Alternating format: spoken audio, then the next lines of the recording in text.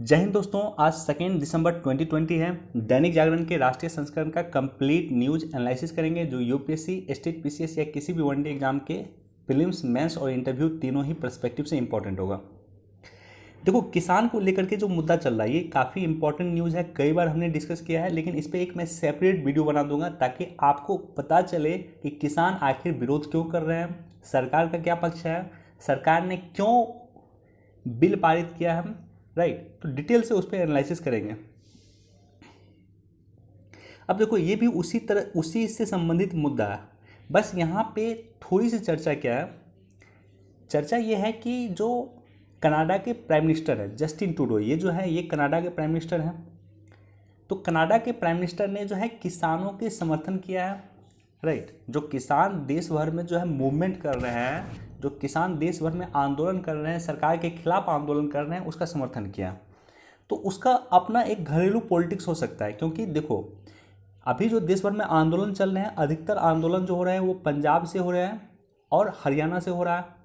Right, और पंजाब और हरियाणा, खास करके पंजाब के अधिकतर लोग, बहुत सारे लोग जो है अमेरिका में निवास करते हैं, कनाडा में निवास करते हैं। और कनाडा की जो टोटल जनसंख्या है उसमें लगभग 4% जनसंख्या जो है पंजाबी लोगों का है, इंडियन ओरिजिन लोगों का, और खास करके पंजाबी लोगों की जनसंख्या कनाडा में 4% है।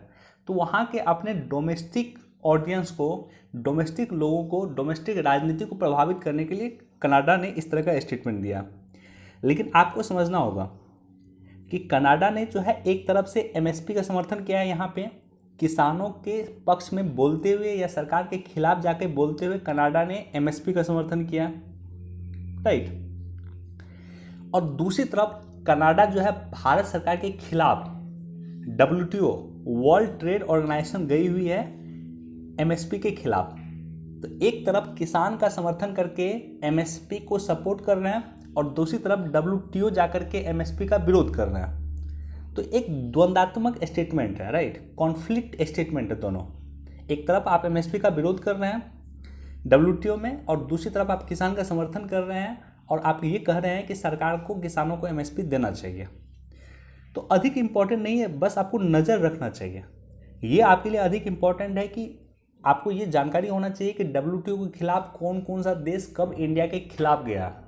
और मैं आपको जानकारी के लिए बता दूं कि भारत और यूएसए भले ही नज़दीक हो गए हो वर्तमान में, लेकिन यूएसए भी कई बार WTO में भारत के खिलाफ गया हुआ, और वर्तमान में कई ऐसे मुद्दे हैं जो भारत के अगेंस्ट में यूएसए WTO में लड़ रहा है। देखो, चीन के जवाब में भारत भी बनाएगा ब्रह्मपुत्रा पे बांध। तो सबसे पहले तो आपको ये जानकारी होना चाहिए कि ब्रह्मपुत्रा नदी का ओरिजिन कहाँ से है, और उस बांग्लादेश में जो इन करती है किस नाम से इन करती है, इंडिया में किस नाम से इन करती है, तिब्बत में उसका क्या नाम है। और दूसरा और इम्पॉर्टेंट फैक्ट, चूंकि चीन ने घोषणा किया है कि चीन अपने यहाँ जो है ब्रह्मपुत्रा नदी पे बांध बनाएगा, यानी तिब्बत के क्षेत्र में चीन ब्रह्मपुत्रा नदी पे बांध बनाएगा, और 60 गीगावाट, यानी चीन की काफ़ी बड़ी परियोजना है, 60 गीगावाट की परियोजना चीन लगा रहा है अपने क्षेत्र में। उसके जवाब में भारत सरकार ने भी कहा है कि भारत सरकार भी बांध बनाएगी और 10 गीगावाट की परियोजना जो है भारत सरकार लगाएगी। तो बस बेसिक जानकारी होना चाहिए, बहुत अधिक इम्पॉर्टेंट नहीं है। हाँ, भारत चाइना संबंधों को जब आप पढ़ोगे तो उसमें एक जो है महत्वपूर्ण संबंध जो है नदी को लेकर के भी है। भारत और चाइना के बीच में जो संबंध है वो नदी को लेकर के भी है, क्योंकि चाइना हमें जो ब्रह्मपुत्रा है और सतलज नदी दोनों का इन्फॉर्मेशन देता है कि ये नदी कि कितना, उसका डाटा हमें देता है, प्रत्येक वर्ष उसका डाटा हमें चाइना देता है। और उसी तरह से सिंधु नदी का डाटा हम पाकिस्तान को देते हैं। तो इंडिया और चाइना के जब रिलेशन आप पढ़ते हैं तो वहां पे इसकी महत्ता है।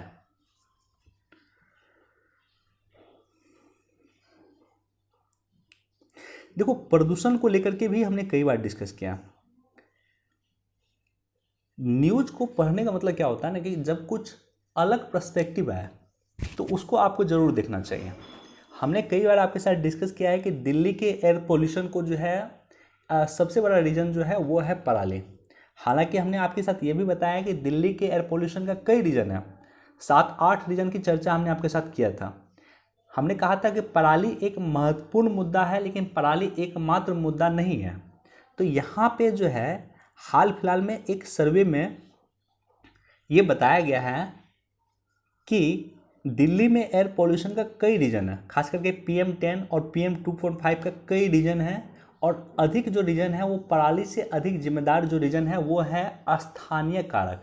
दिल्ली में जो फैक्ट्री है वो रीजन है, दिल्ली में जो धूलकण है वो रीजन है, या अन्य कई रीजन है जिसको एक बार आप इसको पढ़ोगे तो आपको समझ में आएगा, राइट। तो जो हमने आपके साथ डिस्कस किया है कि दिल्ली के एयर पोल्यूशन का क्या क्या रीजन है, उसमें आप एक दो पॉइंट यहाँ से लेकर के अधिक जोड़ सकते हैं और इसी तरह से आपका पढ़ाई सार्थक होती है। कि दिल्ली एयर पोल्यूशन का मान लो आपने नोट बनाया, उस नोट में एक दो नया पॉइंट मिला तो उसको आप जोड़ लो, अपने नोट में ऐड कर लो। तो अपने नोट आप में ऐड कर लोगे तो वो नोट आपका इनरीच हो जाएगा। बहरहाल हमने कई बार डिस्कस किया इसलिए हम डिस्कस नहीं कर रहे हैं, लेकिन आपको इसको पढ़ना चाहिए इस रूप में।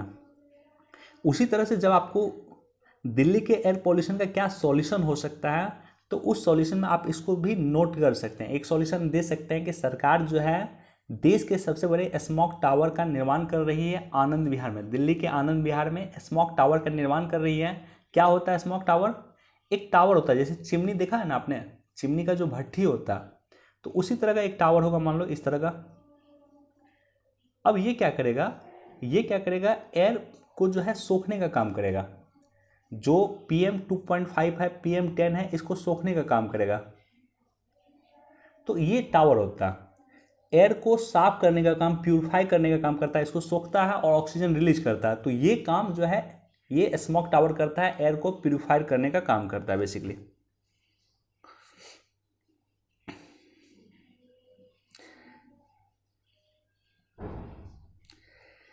देखो, केंद्रीय विश्वविद्यालय की हर 3 महीने में होगी समीक्षा। तो जैसा कि आपको जानकारी है कि राष्ट्रीय शिक्षा नीति आई है और राष्ट्रीय शिक्षा नीति को किस तरह से रेगुलेट किया जाए उसको लेकर के हमारे देश के शिक्षा मंत्री काम कर रहे हैं लगातार, राइट। तो उसी के संबंध में ये न्यूज़ है कि केंद्रीय विश्वविद्यालय जो है उसको प्रत्येक 3 महीने पे उसकी समीक्षा की जाएगी, उसके कार्यों की, उसका मूल्यांकन प्रत्येक 3 महीने में किया जाएगा। बहरहाल आपको एक जो छोटा सा फैक्ट मैं आपको बता देता हूँ कि राष्ट्रीय शिक्षा नीति का देश भर में कहीं विरोध नहीं हुआ। और एग्रीकल्चर बिल का विरोध क्यों हुआ? आपको समझना होगा इस बात को कि एग्रीकल्चर बिल का विरोध देश भर में कहीं नहीं हुआ है। सॉरी, एग्रीकल्चर बिल का विरोध किसान कर रहा है, लेकिन राष्ट्रीय शिक्षा नीति, नेशनल एजुकेशन पॉलिसी का कहीं विरोध नहीं हुआ।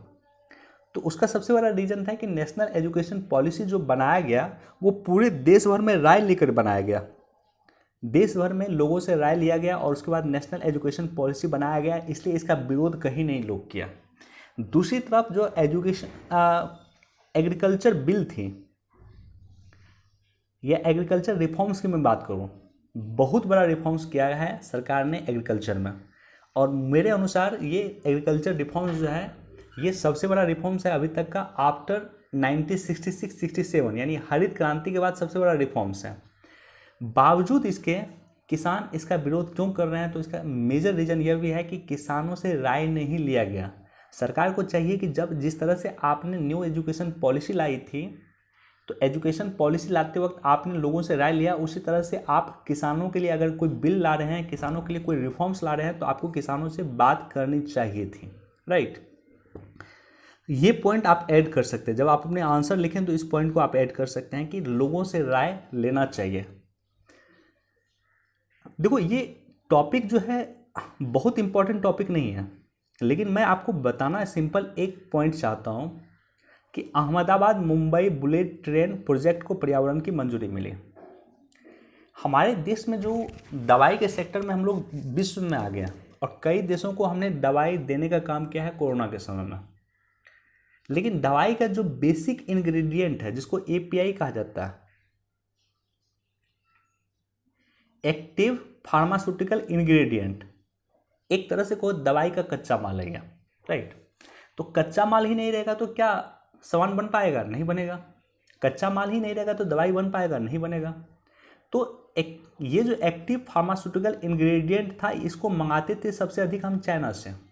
80% API हम चाइना से मंगाते थे और API आता था तभी जाके दवाई बनती थी, और दवाई बनता था तभी इंडिया का दवाई विश्व में फेमस है। सबसे अधिक दवाई का प्रोडक्शन इंडिया करता है। अब देखो, सवाल आपके जहन में जरूर उठेगा कि चाइना के साथ जिस तरह से हमारा कॉन्फ्लिक्ट चल रहा है उसके बाद जो है एपीआई क्या भारत सरकार बनाना शुरू की या इंडिया की कंपनी बनाना शुरू की। तो इसका जो इंडिया की कंपनी चाहती थी कि एपीआई का निर्माण भारत में ही हो, लेकिन उसमें सबसे बड़ा जो हिंड्रेंस था वो हिंड्रेंस होता है पर्यावरण मंजूरी। राइट, ये पॉइंट आप समझो कि एपीआई जो होता है, एपीआई का सबसे बड़ा हिंड्रेंस होता है पर्यावरण मंजूरी, क्योंकि एपीआई बनाने वाली कंपनी को जल्दी पर्यावरण मंजूरी नहीं मिला था और यही कारण था कि इंडिया में एपीआई का निर्माण बहुत कम हो रहा था। इसलिए हम लोग एपीआई में चीन पे निर्भर थे, जो कि कोविड के बाद परिस्थिति चेंज हो रही है और जल्द ही जो है अब कंपनी को एपीआई में के खोलने की मंजूरी मिल रही है। यानी अब जो है दवा का कच्चा माल भारत में ही निर्माण होगा। तो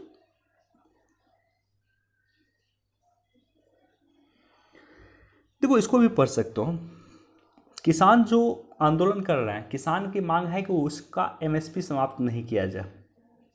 हालांकि एग्रीकल्चर जो बिल आया है, 3 बिल, तीनों में कहीं भी इसकी चर्चा नहीं है, एमएसपी की कहीं भी चर्चा नहीं है। तो सवाल समाप्त करने का जो है प्रश्न ही नहीं उठता। बहरहाल किसानों को जो है ये अंदेशा है, ये शक है कि सरकार एमएसपी समाप्त कर सकती है, सरकार मंडी समाप्त कर सकती है, लेकिन डाटा कुछ और बताता।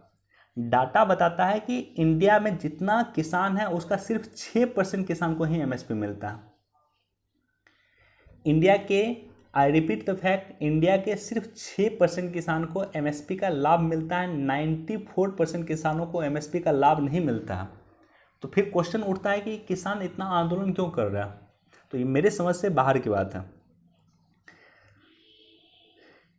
इसी क्वेश्चन को यहाँ पे राइटर ने अराइज करने का कोशिश किया है कि आखिर 6% ही किसान को एमएसपी मिलता है, तो फिर किसान इस रूप में आंदोलन क्यों कर रहे हैं।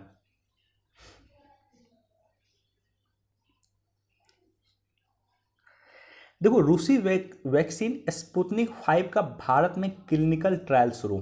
प्राइम मिनिस्टर मोदी ने हमारे देश के स्वनिर्मित, जो देश में निर्माण हो रहा है, 3 जो दवाई कंपनी थी उसका दौरा किया था कुछ दिन पहले। तो आपको पूरा जानकारी होना चाहिए किस कंपनी का दौरा किया है, कौन सी कंपनी किस फेज में है, और अधिकतर company I guess 3rd phase में है अभी इंडिया में। तो रूस की कंपनी जो है स्पुतनिक 5 का भी क्लिनिकल ट्रायल इंडिया में शुरू हो चुका है। देखो, ये इंपॉर्टेंट नहीं है, ऐसा नहीं कि यूपीएससी में क्वेश्चन पूछेगा, लेकिन जानकारी आपको होना चाहिए क्योंकि कोरोना वायरस बहुत इंपॉर्टेंट है और विश्व के मानचित्र को एक तरह से बदल देने का काम किया। अब देखो, यहाँ पे जो एक बेसिक इंफॉर्मेशन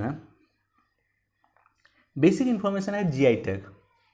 राइट, ये जो मुर्गी है, ये मुर्गी काफ़ी महंगी मिलती है और काफ़ी प्रोटीन होता है इसमें। ये लगभग 700-800 रुपये प्रति किलो मिलती है। 2 राज्य के बीच में इसको जीआई सॉरी 2 राज्य के बीच में जीआई टैग को लेकर के द्वंद्व चल रहा था।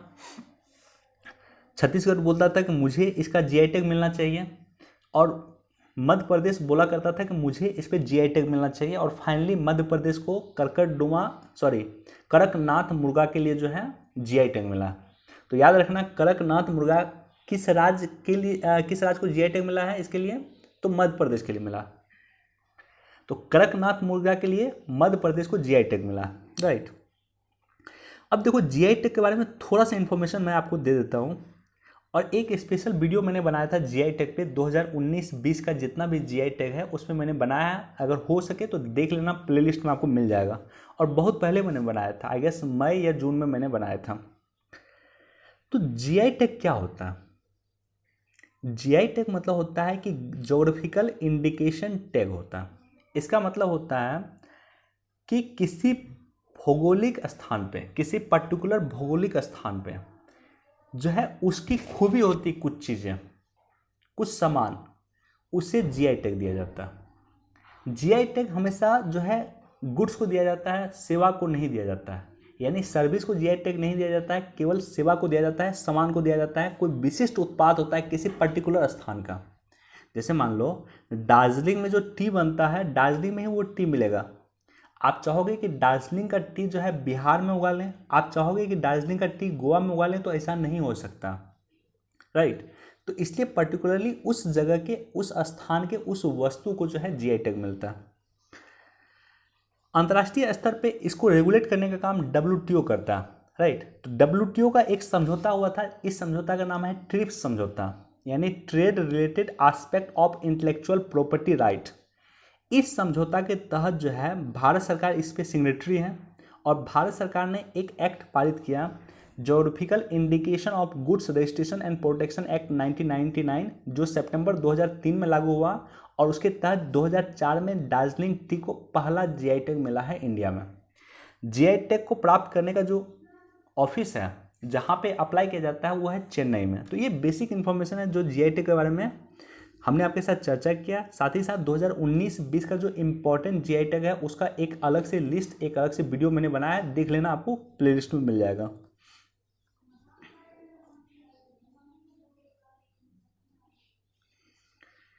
देखो, थोड़ा सा जानकारी होना चाहिए कि रोशनी घोटाला क्या है, कि भूमि को हड़पने का, वन भूमि को हड़पने का जो घोटाला हुआ था, और ये घोटाला कहाँ हुआ था, ये हुआ था आपको जम्मू कश्मीर में। बेसिक इन्फॉर्मेशन याद रखना, बहुत ज़्यादा इंपॉर्टेंट नहीं है। एम्फन के बारे में भी कुछ दिन पहले हमने डिस्कस किया था। चक्रवात है जो प्रभावित किया था किसको, तो वेस्ट बंगाल और उड़ीसा को प्रभावित किया था।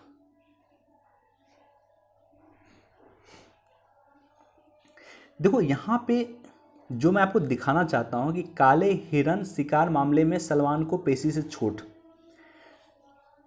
यहाँ पे जो इम्पोर्टेंट है ये है बिश्नोई समाज। काला हिरन को मारने का जो है इल्ज़ाम है, मारने का आरोप है किस पे, तो सलमान खान पे आरोप है। अधिक इम्पोर्टेंट नहीं है, वो आपसे एग्जाम में नहीं पूछेगा, लेकिन जो बिश्नोई समाज है, खास करके जीव जंतु का रक्षा करने के लिए जाना जाता है बिश्नोई समाज। राजस्थान का बिश्नोई समाज अपने जीव जंतु के रक्षा करने के लिए जाना जाता है। तो यही मैं आपको दिखाना चाह रहा था कि आखिर इसके बारे में थोड़ा सा आपको जानकारी होना चाहिए बिश्नोई समाज के बारे में, और इसके बारे में जब आपको पढ़ोगे तो बहुत कुछ आपको पता चलेगा बिश्नोई समाज के बारे में, राइट। अब देखो, ब्रह्मोस के बारे में कई बार हमने डिस्कस किया है कि ब्रह्मोस जो है रसिया और इंडिया दोनों मिलके बना रहे हैं। ब्रह्मोस को कई बार आपने देखा होगा कि परीक्षण किया गया, और इस बार जो परीक्षण किया गया है वो नौसेना से किया गया है। देखो ये नौसेना है, राइट, यहाँ से इसको छोड़ा गया, तो लगातार इसका परीक्षण करके इसके जो है रेंज है उस रेंज को बढ़ाने का कोशिश किया जा रहा, और इसको स्पीड को बढ़ाने का कोशिश किया जा रहा। वर्तमान में जो इसकी स्पीड है वो है 2.8 मैक, यानी ध्वनि की गति से लगभग 3 गुना गति इसकी है। 290 किलोमीटर से बढ़ा करके इसकी स्पीड को किया गया है, रेंज को किया गया है 400 किलोमीटर, यानी पहले 290 किलोमीटर हिट कर पाती थी, अब ये जो है 400 किलोमीटर तक हिट कर पाएगी, राइट। तो ये सब बेसिक इन्फॉर्मेशन आपको होना चाहिए। ब्रह्मोस काफ़ी इंपॉर्टेंट मिसाइल है, क्योंकि भारत इस मिसाइल को जो है फिलीपींस को देने वाला है। भारत से ये पास मिसाइल जो है कई देश मांग रहे हैं, कई देश रिक्वेस्ट कर रहे हैं, जिसमें ब्राज़ील जैसा देश भारत से रिक्वेस्ट कर रहा है कि वो उन्हें ब्रह्मोस मिसाइल दे। वियतनाम जैसा देश भारत से रिक्वेस्ट कर रहा है कि वो इन्हें ब्रह्मोस मिसाइल दें।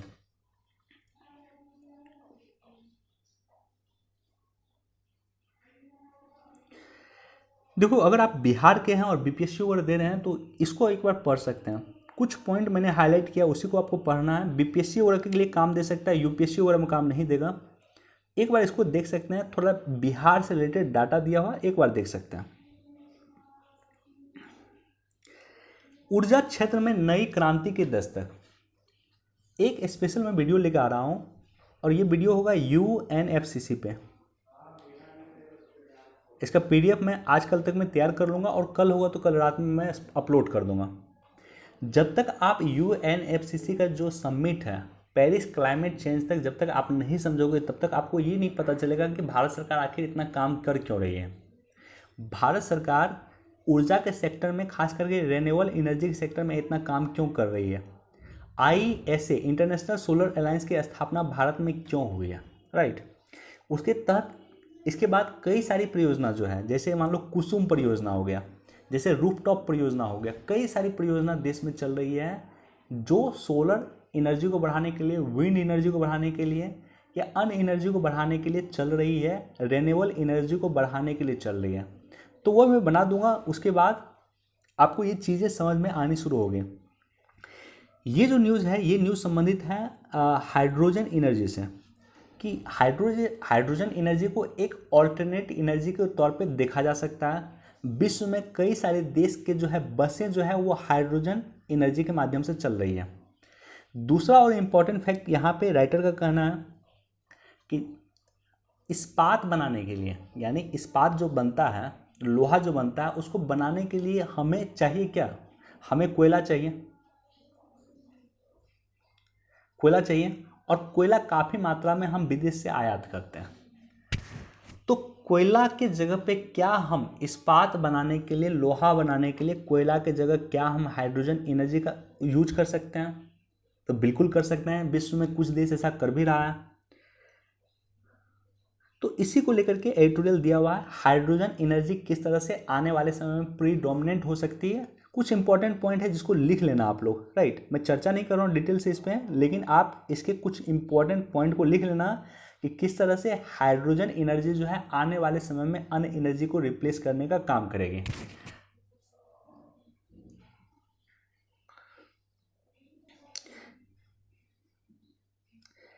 देखो, एक राष्ट्र एक चुनाव पे ऑलरेडी हमने कई बार डिस्कस किया है, इसलिए हम इस पर डिस्कस नहीं कर रहे हैं। लेकिन जिस पॉइंट पे हमने डिस्कस किया, लगभग वही पॉइंट राइटर ने यहाँ पे बताने की कोशिश किया। कोई भी जब टॉपिक होता है, एक राष्ट्र एक चुनाव काफ़ी इंपॉर्टेंट टॉपिक है, तो इसमें 4 से 5 जो है इसके पॉजिटिव पॉइंट के बारे में आपको जानकारी होना चाहिए, और 4 से 5 इसके नेगेटिव पॉइंट के बारे में जानकारी होना चाहिए। यानी एक राष्ट्र एक चुनाव क्यों जरूरी है, ये कुछ पॉइंट आपको जानकारी होना चाहिए। एक राष्ट्र एक चुनाव क्यों जरूरी नहीं है, इसके बारे में भी कुछ जानकारी होना चाहिए। तो दोनों को समराइज करके एक अच्छा एडिटोरियल लिखा गया है, और ये सारे पॉइंट ऑलरेडी हमने डिस्कस किया। देखो, जब यहाँ से आप पढ़ोगे, यहाँ से लेकर के यहाँ तक, तो यहाँ तक बताया गया है कि एक राष्ट्र एक चुनाव क्यों होना चाहिए। और जब यहाँ से आप पढ़ना शुरू करोगे,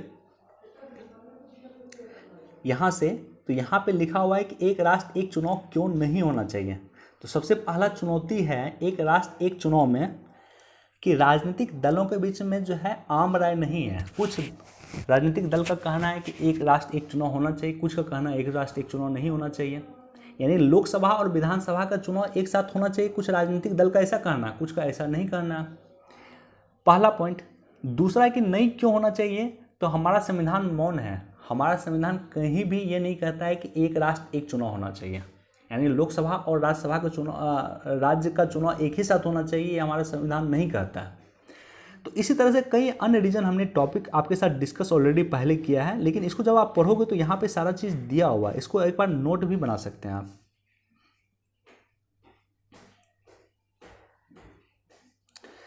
देखो, कोरोना से ज़्यादा खतरनाक भूख,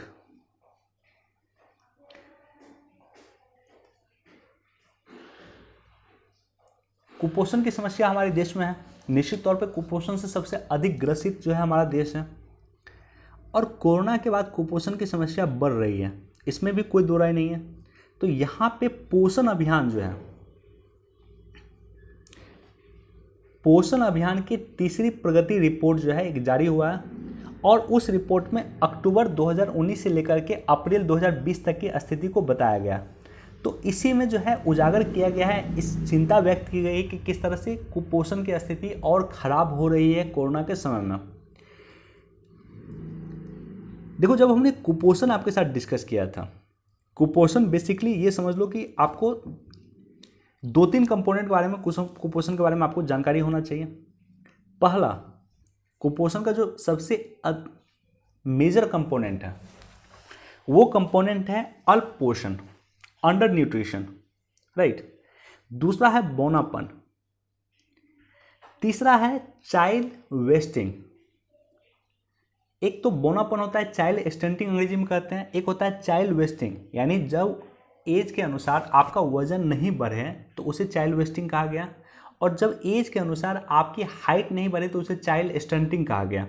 और एक अंडर न्यूट्रिशन होता है, और एक जो चौथा कंपोनेंट होता है वो एनीमिया होता है। महिलाओं में, बच्चियों में रक्त की कमी जो होती है, ये एनीमिया कहा जाता है। तो ये 4 आधार पे कुपोषण तय होता है कहीं भी। कुपोषण को दूर करने के लिए, मैं फिर से रिपीट कर रहा हूँ, चारों आधार जब भी कुपोषण के बारे में जिक्र हो तो आपको पता होना चाहिए कि 4 आधार है कुपोषण, जिसके आधार पर कुपोषण को मेजर किया जाता है। पहला क्या है? पहला है अंडर न्यूट्रिशन, अल्प पोषण। दूसरा है चाइल्ड स्टंटिंग, यानी बच्चों का जो है वजन नहीं बढ़ पाना एज के अनुसार। मतलब एक देखा होगा आपने कि एक बच्चा 10 साल का है तो दिखने में बौना है, 15 साल का हो गया तो भी बौना हो गया, 20 साल का हो गया तो भी बौना हो गया। तो एज के अनुसार जब आपका वजन नहीं बढ़े तो ये भी कुपोषण की निशानी है।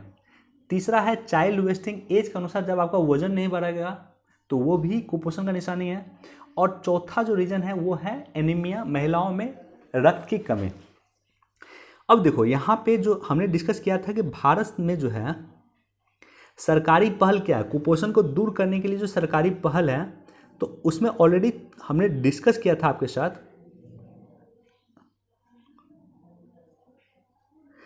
ओके, उसमें हमने डिस्कस किया था कि आपको 2017-18 में सरकार ने पोषण अभियान की शुरुआत किया, राइट। कुपोषण को मिटाने के लिए सरकार ने 2017-18 में पोषण अभियान की शुरुआत किया है। और इसी पोषण अभियान के तहत जो है इसकी तीसरी रिपोर्ट है। इस तीसरी रिपोर्ट में अक्टूबर 2019 से लेकर के अप्रैल 2020 तक की प्रगति को दिखाया गया। अब देखो भारत में 2-3 जो फैक्ट यहाँ पे काफ़ी इंपॉर्टेंट एडिटोरियल, इसको ढंग से पढ़ना आप लोग। मैं डिटेल्स एनालिसिस नहीं कर रहा हूँ, लेकिन जो यहाँ पे डाटा दिया हुआ डाटा काफ़ी भयावह डाटा इसलिए है कि भारत में एक तो कुपोषण बहुत ज़्यादा है, लोगों को खाने के लिए अन्न नहीं मिल रहा, और दूसरी तरफ एफसीआई के गोदाम में 1550 टन, राइट, 1550 टन जो है अनाज सड़ गया। हालांकि ये गलत मुझे लग रहा है, एक सेकंड में चेक करता हूँ डाटा। नहीं, डाटा बिल्कुल सही है, लेकिन डाटा थोड़ा मैंने देखा, अभी सर्च किया कि 1550 टन जो है अनाज सड़ा। हालांकि अनाज काफ़ी सड़ता है, एफसीआई के गोदाम में एक साल में अनाज काफ़ी सड़ता है, लेकिन ये जो डाटा है वो है अप्रैल और मई महीने का, जिस समय में देश में कोरोना पीक पे था, लोगों को खाने के लिए अन्न नहीं मिल रहा था। आप सोच कर देखो कि अप्रैल मई 2020 में मात्र 2 महीने में 1550 टन जो है अनाज सड़ गया। कहाँ पे? एफसीआई के गोदाम में। तो काफ़ी भयावह कंडीशन है। और ये एडिटोरियल जो लिखा गया है इसमें दोनों द्वंद्व को शो किया गया है। यूपीएससी आपसे क्वेश्चन पूछ सकता है, और पूछा भी है इस तरह का क्वेश्चन, कि एक तरफ तो देश में हमारे पास कुपोषण की समस्या है, लोगों को खाने के लिए अन्न नहीं मिल रहा है, और दूसरी तरफ जो है अन्न की इतनी अधिकता है कि अन्न जो है एफसीआई के गोदाम में परे परे सड़ जाता है, राइट। तो इसके बारे में बताएं, इस तरह से क्वेश्चन आपसे पूछ सकता है। तो यहाँ पे जो डाटा दिया हुआ है, इस डाटा को आप लोग नोट कर लेना, काफ़ी इंपॉर्टेंट एडिटोरियल है।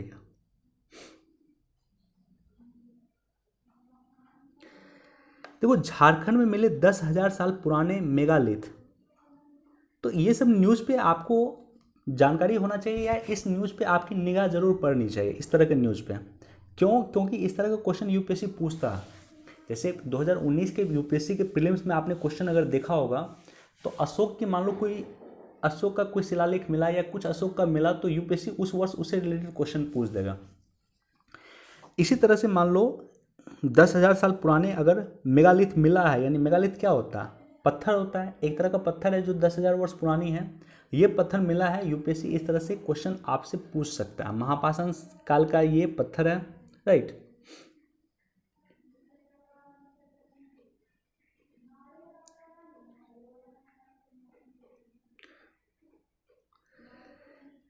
बस ये जानकारी याद रख लेना कि पेंच वन्यजीव अभयारण्य कहाँ पे है, तो मध्य प्रदेश में, एमपी में है। वनडे एग्जाम में आपसे पूछा जा सकता है पेंच वन्यजीव अभयारण्य कहाँ पे है, वो मध्य प्रदेश में है। ये प्रीलिम्स में हुआ। मेंस में है इंसान और पशु के बीच में जो कॉन्फ्लिक्ट चल रहा है उसको किस तरह से आप दूर करेंगे। ये मेंस पर्सपेक्टिव से इंपॉर्टेंट हुआ। प्रीलिम्स पर्सपेक्टिव से आपके लिए इंपॉर्टेंट हुआ कि पेंच वन्यजीव अभयारण्य किस राज्य में है, राइट। देखो आर्थिक गतिविधि तेज चल रहा है, ऑलरेडी हमने कई बार डिस्कस किया है कि पीएमआई इंडेक्स हमारी इंप्रूव हो रही है। मैन्युफैक्चरिंग सेक्टर में पीएमआई इंडेक्स पिछले 12 वर्ष में सर्वाधिक ग्रो किया है। इसी तरह से सेवा सेक्टर में भी काफ़ी ग्रो किया है। और जीएसटी संग्रह जो नवंबर का है वो भी 1 लाख करोड़ पार किया। तो जीएसटी संग्रह जो है, जीएसटी कलेक्शन पिछले 2 महीना में लगातार 1 लाख करोड़ पार किया। निश्चित तौर पे हमारे इकोनॉमी के लिए एक अच्छा सबब है, एक अच्छा संकेत है, शुभ संकेत है।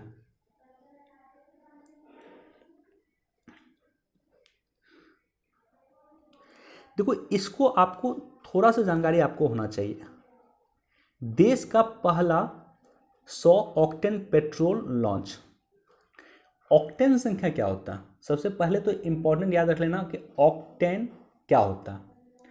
पेट्रोल की गुणवत्ता को नापा जाता है ऑक्टेन के माध्यम से। अगर ऑक्टेन संख्या 100 हुआ, मान लो एक पेट्रोल पंप पे आप पेट्रोल ले रहे हो और उसकी गुणवत्ता को नापना है आपको, तो अगर वहाँ की ऑक्टेन संख्या उसकी 100 हो गई तो यानी पेट्रोल काफ़ी अच्छा। जैसे जैसे घटेगा पेट्रोल में कुछ ना कुछ मिलावट, राइट। तो इसी को जांचने के लिए 100 ऑक्टेन पेट्रोल देश भर में लॉन्च किया गया। वनडे एग्जाम वगैरह में पूछा जा सकता है आपसे। देखो, भारत आएगी 100 साल पहले की चोरी की हुई मूर्ति अन्नपूर्णा देवी की मूर्ति कहाँ से आएगी? तो आएगी कनाडा से, राइट। क्यों आएगी? क्योंकि भारत जो है इंटरनेशनल कन्वेंशन का पार्ट है, यूनेस्को के इंटरनेशनल कन्वेंशन का पार्ट है। 1970 में ये कन्वेंशन हुआ था कि हमारे देश में, मान लो इंडिया में अगर कोई मूर्ति मिलती है, जो मूर्ति जो है कल्चर से मिलता है, यूएसए के कल्चर से मिलता है, तो हम यूएसए को रिटर्न करेंगे।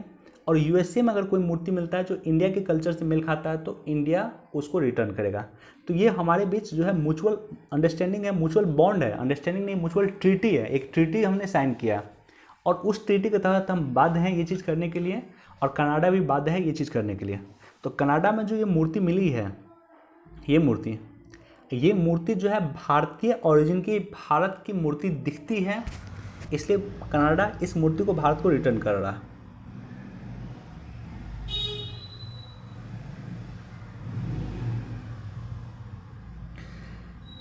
बस जानकारी आपको होना चाहिए।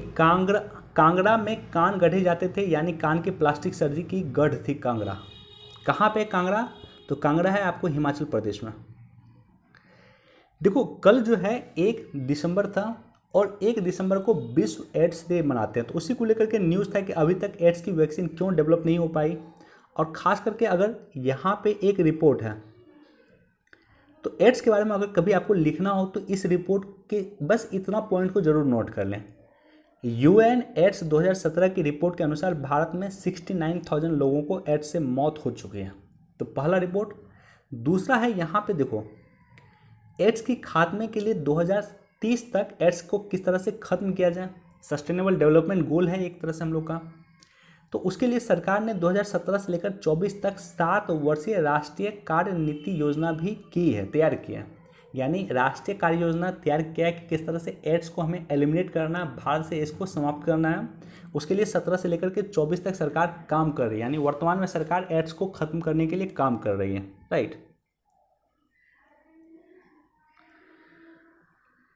संयुक्त अरब अमीरात का गठन हुआ। तो छोटा छोटा इन्फॉर्मेशन भी यहाँ पे दिया रहता है, काफ़ी इन्फॉर्मेशन अच्छा होता है।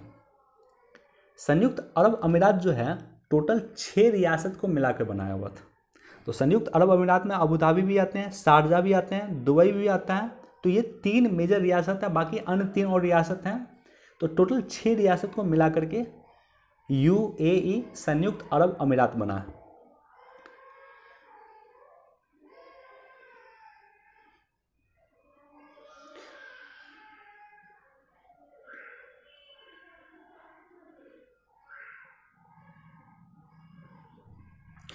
देखो, ये सब न्यूज़ पे आपकी जानकारी आपको होना चाहिए। जब भी हमारे देश का विदेश मंत्री, हमारे देश का प्राइम मिनिस्टर, हमारे देश के रक्षा मंत्री, हमारे देश के गृह मंत्री, हमारे देश के राष्ट्रपति और हमारे देश के उपराष्ट्रपति, हमारे देश के वित्त मंत्री कहीं अगर यात्रा कर रहे हैं, इतने लोग अगर किसी देश की यात्रा कर रहे हैं, तो जिस देश की यात्रा कर रहे हैं उस देश के बारे में आपको जानकारी होना चाहिए।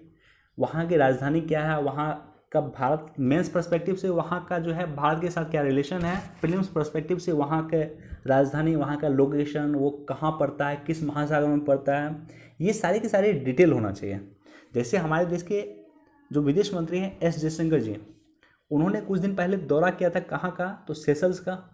सेशल्स के साथ भारत का क्या संबंध है? लामित्या एक्सरसाइज भारत और सेशल्स मिलकर करता है। यूएई का भारत के साथ क्या संबंध है, यूएई का दौरा इन्होंने किया था, और बहरीन से का भी दौरा इन्होंने किया था, तो बहरीन का भारत के साथ क्या संबंध है, इसके बारे में बेसिक जानकारी आपको जरूर होना चाहिए। एक बार इसको भी देख सकते हैं।